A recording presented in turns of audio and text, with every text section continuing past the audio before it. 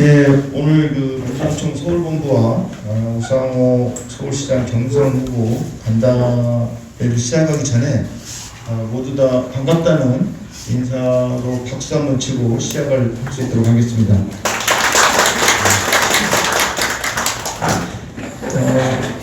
바로 이어서 참석자 소개 및 인사를 갖는 시간을 갖도록 하겠습니다. 먼저 민주노총부터 소개해드리겠습니다. 김진욱 민주노총 서울본부장님 와 계십니다. 저는 오늘 사회를 맡은 민주노총 서울본부 사무처장입니다. 반갑습니다. 홍순관 건설 기업노조 위원장님 모셨습니다. 정은교 공공운수노조 서울본부장님 모셨습니다. 조원식 공무원노조 서울본부장님 모셨습니다. 금속노조 서울 지부장이신 박경선 지부장님 모셨습니다. 김형수 민주연맹 위원장님 모셨습니까? 최희선 보건노조 서울본부장님 모셨습니다. 그리고 우리 우상호 서울시장 우상호 후보님 모셨습니다. 그리고 같이 오늘 스프링에서 오셨는데요. 홍영표 캠프 정책팀장님 모셨습니다. 다음 순서로는 모두 발언을 갖는 시간을 갖도록 하겠습니다. 먼저 우리 김진욱 민주노총 서울본부장님의 모두 발언 듣도록 하겠습니다. 예, 어제 이상규 전 의원을 만났어요. 우리 우상호 후보님과는 동창이라고 하더라고요. 예. 근데 우상호 후보님이 민주당에서 가장 개혁적이다라고 얘기를 해주시더라고요. 예, 저도 민주당 내에서는 친노동 의원으로 알고 있습니다. 근데 작년부터인가요? 민주당과 문재인 정부의 지지율이 떨어졌습니다. 그리고 최근에는 국민의힘과 지지율이 엎치락뒤치락 하고 있습니다. 저는 이것이 민주당과 문재인 정부가 촛불의 여론이 개혁 정책에서 후퇴했기 때문이라고 생각을 합니다. 소득주도 성장론, 빈부격차 해소, 공공성 강화, 그리고 공공부문 기존주택 제도를 비롯한 노동정책에서 후퇴를 했습니다. 부동산 정책 등 민생 문제를 제대로 풀지 못했습니다. 저는 기대가 실망으로 바뀐 거라고 생각합니다. 저는 우상호 후보님이 민주당의 개혁 후퇴를 막고 선봉에서 개혁을 주도해 나갔으면 좋겠습니다. 서울시장 자리는 매우 중요합니다. 박원순 전 시장은 서울시장 재임 시 상대적으로 한나라당, 그러니까 현재 국민의힘이죠. 오세훈 시장 시절보다 비교가 되지 않을 정도로 노동정책과 진보 의제를 진전시켰습니다. 저는 우상호 후보님이 박원순 시장을 넘어서는 정책 공약을 제시해 주시고 실행에 옮겨 주셨으면 하는 바람이 있습니다. 민주노총 서울본부는 제1노총입니다. 조합원뿐만 아니라 모두의 서울본부로서 역할을 수행하고자 합니다. 오늘 이 자리는 제1노총으로서 민주노총 서울본부가 노동 진보 의제와 정책을 제안하는 자리입니다. 아무쪼록 우리 후보님이 잘 수렴하셔서 공약과 정책으로 구체화하고 현실화시켰으면 좋겠다는 말씀드립니다. 마지막으로 오늘 바쁘신데 이 자리에 방문해 주셔서 정말 감사하다는 말씀드립니다. 네, 이상입니다. 다음으로는 오늘 소중한 발걸음을 해주신 서울시장 경선 후보이신 우상호 후보님의 모두 발언 듣도록 하겠습니다. 박수로 모시겠습니다.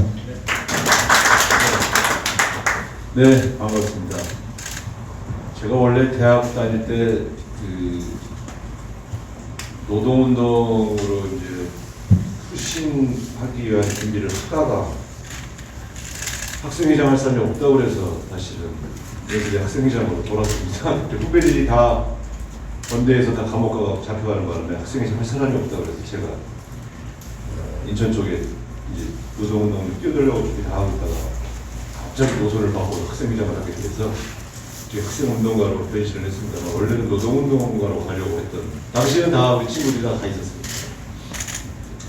그래서 또 제 인생이 어떻게 바뀌었을까 하면서 생각을 오늘 들어오면서 사람 인생 참 모르겠다 이런 생각하면서 여기 들어왔는데 예, 어쨌든 반갑고요.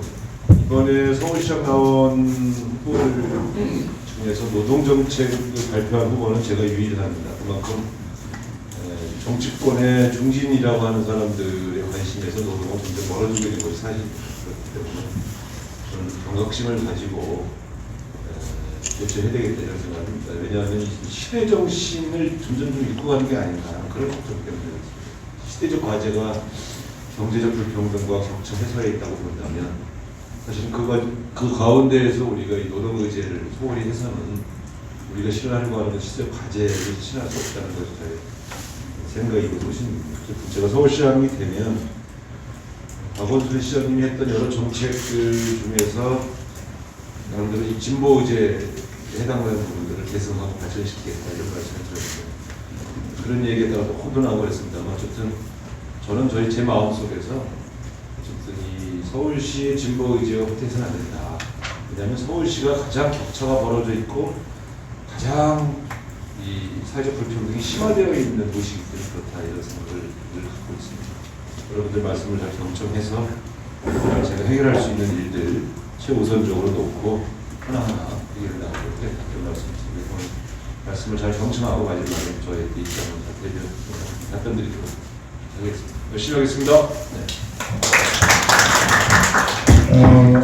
다음 순서는 서울시 노동정책에 대한 제안을 우리 민주노총 서울본부에서 정책을 총괄 담당하고 계시는 김한희 동지가 해주실 텐데요. 그리고 난 다음에 선별 주요 현안에 대한 입장 및 제안을 오늘 오신 주요 서울본부의 주요 선별 대표자들께서 3분에서 5분 정도의 시간을 가지고 준비된 자료에 근거해서 말씀해 주시면 되겠습니다. 그리고 난 다음에 정책 현안 제안에 대한 답변을 우상호 경선 후보님으로부터 듣고 의견 교환을 좀 자유롭게 나눈 뒤에 마무리 발언을 듣는 순서로 해서 오늘 진행을 마칠까 합니다.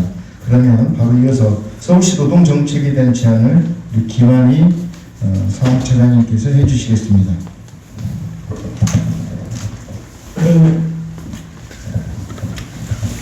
네, 우상호 후보님 만나뵙게 돼서 반갑습니다. 그리고 민주노총 서울본부를 함께 이뤄나가고 계시는 여러 대표자분들, 동지들 만나뵙게 돼서 반갑습니다. 이 보궐선거를 준비하면서 여러 선별의 현황과 요구들을 취합하고 그리고 민주노총 서울본부 내부의 논의 그리고 정책 전문가들의 조언을 구하면서 좀 우리가 서울시 노동정책에 대해서 어떤 제안을 할 것인지 정리를 해봤습니다. 크게 6가지 방향을 기초로 해서 좀 정책들을 제시를 했는데 이거는 좀 더 집약하고 예각화하면서 이후에 좀 보궐선거를 경과하면서 계속 말씀을 드릴 예정이다 라는 걸 말씀을 드리면서요. 내용이 많아서 그냥 짧게 말씀드리겠습니다. 첫 번째는 노동자 시민 참여 거버넌스의 포괄성과 행정 전문성을 제고해야 한다. 이것이 구체적인 현안 하나하나 해결하는 것보다 좀 더 지속 가능한 시스템과 조건을 만드는 것이기 때문에 더욱 중요하겠다라는 말씀을 드리고요. 일하는 시민들이 참여할 수 있는 노동 플랫폼이라든지 그리고 노동당 부서를 국단위로 확대 개편하는 것, 박원순 전 시장 시절에 도입된 노동이사제를 내실화하고 권한을 강화하는 것, 그리고 서울시와 민주노총 서울본부 간 노정교섭, 그리고 공무원노조 서울본부와의 교섭, 그리고 사내유관기관 및 작은 사업장 유직지역의 노정 또는 노사정 협의체를 운영하고 내실 있게 발전시켜 나가는 것이 중요할 것 같습니다. 그리고 두 번째로 일하는 모든 시민을 위한 서울시의 모든 일하는 시민을 위한 노동정책 방향을 확고히 정립했으면 좋겠다라는 생각입니다. 사회안전망과 노동복지의 사각지대를 해소하고 이것이 금기법상 근로자 정의에 해당하는 노동자들뿐만 아니라 여러 비정규직, 특수고용, 플랫폼 노동자, 나아가 자영업자까지 아우르는 그런 노동정책이 만들어졌으면 좋겠다라는 말씀을 드리고요. 예. 그리고 고용 노동조건 개선 및 확장 선도입니다. 그동안에 공공부문을 중심으로 해서 만들어졌던 성과들을 민간으로 어떻게 확장할 것인가에 대해서 우상호 후보님도 고민이 많이 있으신 걸로 알고 있습니다. 그리고 전국적으로 이것을 어떻게 선도할 것인가에 대해서도 마찬가지입니다. 우상호 후보님께서 서울시 용역개발 계약 조달 사업에 노동기준을 만들어서 적용하겠다라고 정책을 발표하셨는데 그것뿐만 아니라 공정거래, 지역소상공인과 상생, 그리고 환경 등등의 문제를 포괄하는 그런 기준이 마련돼야 서울시 정책이 민간으로 좀 더 광범위하게 확대될 수 있지 않을까라는 말씀을 드리고요. 여기에는 생활임금도 포함이 됩니다. 그리고 민간위탁, 지방공기업까지 고용의 질을 개선하는 정비직화를 중단 없이 추진해야 되겠다라는 말씀을 드립니다. 그리고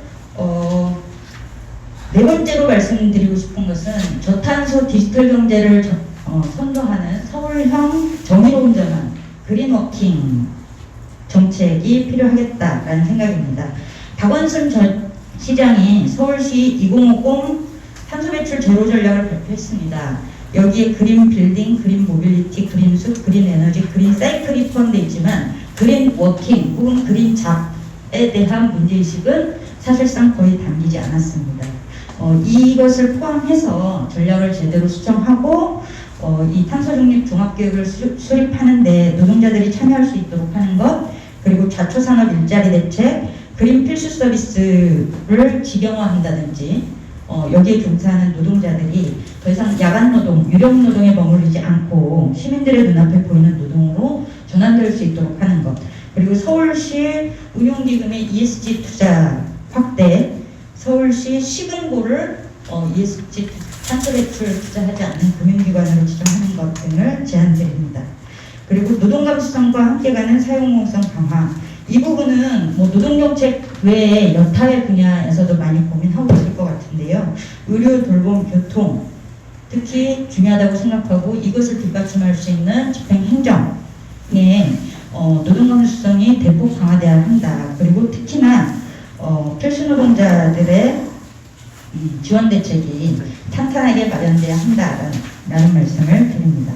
마지막으로 성평등한 서울입니다. 안타깝게도 이번 보궐선거 사유가 됐던 박원순 전 시장의 성추행 사건과 관련해서 언급하지 않을 수가 없습니다. 그런 만큼 여성인권 확장과 성폭력 없는 일터를 만들기 위해서 서울시가 어느 때보다 그리고 어느 자치단체보다 각고의 노력을 기울여야 한다고 생각하고요. 그래서 성폭력 없는 일터, 성차별 없는 서울 만들기에 좀 적극적으로 앞장서 주십시다. 제안을 드리겠습니다. 이상입니다. 네, 고맙습니다.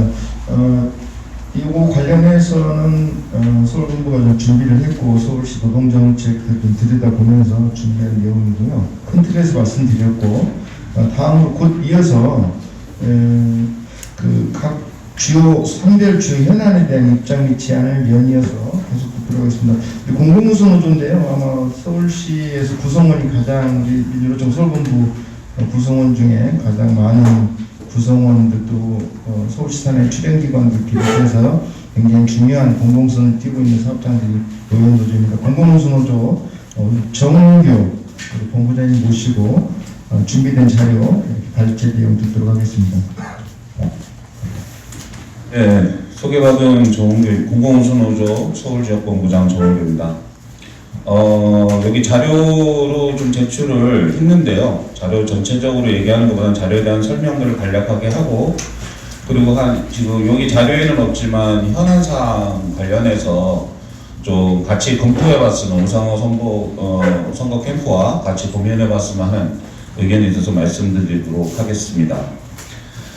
일단 뭐 여기 일본의 서울 공공기관 노동자 경영 참여 확대 요구안인데요. 지금 뭐 다 아시다시피 서울의 인구가 1000만입니다. 1000만인데 우리 1000만이 좀 안 되죠. 966만으로 이제 정도 되는 걸로 알고 있는데 실제 통계청 자료에 보면 500만이 노동자입니다. 이 얘기는 이게 사실은 노동자가 500만 꽤 많네 이게 아니라 맞벌이 부부를 넘어서 지금 아이들도 알바로 나가야 되고 그리고 노인들도 죽을 때까지 일을 해야 되는 그런 수치입니다 사실은. 그러니까 이 수치를 우리가 좀 더 들여다보면 볼수록 참 암울한 서울이 아닌가 싶습니다. 요람에서 무덤까지 복지가 아니라 노동입니다 현재는. 이 부분에 대해서 우리가 좀 고민을 해야 된다고 생각하고요. 왜 이런가? 지난 박원순 시장 10년인가요? 9년인가요? 동안에도 크게 변하지 않은 것은 저는 노동 존중이 아니라 노동 중심이어야 했는데 우리들의 정책이나 노동 정책이나 시정이나 모든 것이 노동 중심에 있지 않았다라는 얘기를 좀 드리고 싶습니다.